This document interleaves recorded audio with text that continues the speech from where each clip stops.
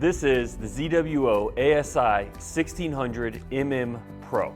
This monochrome camera is capable of full 16 megapixel video at 23 frames per second. And it can shoot 192 frames per second at a resolution of 320 by 240. This camera has a 22.2 millimeter Panasonic chip, making it suitable for photography with the image circle on most telescopes. At full resolution, this camera is best paired with telescopes of 300 millimeters of focal length up to 1,000 millimeters of focal length. And it can be binned 2x2 if you're pushing into longer focal lengths. The 1600 has 3.8 micron pixels and only 1.2 electrons of read noise, and it only weighs 1 pound.